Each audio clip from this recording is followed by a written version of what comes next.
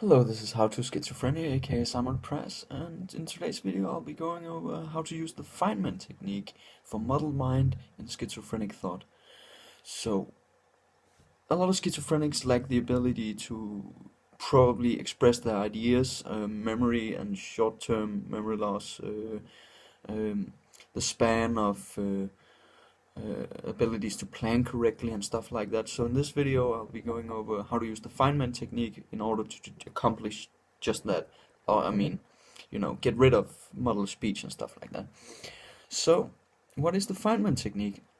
It was developed by Richard Feynman, a physicist in the 20th century, and he found out that if you lack experience in a subject, what he found is he would write it down or say it out loud and then try to break it down in the simplest terms possible.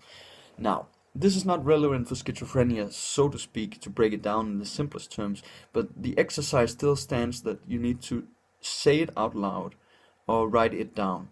So if you're having trouble planning out a thought or something, it can be extremely helpful to just say it out loud. In my social pedagogy studies, we found that learning is a social activity, and when you're social, it kind of comes out more naturally. So you can actually do this alone and will have pretty much the same effect. So what you basically do is a schizophrenic in this regard is you can practice anything. So you might practice it for a few times and it still seems muddled and stuff like that.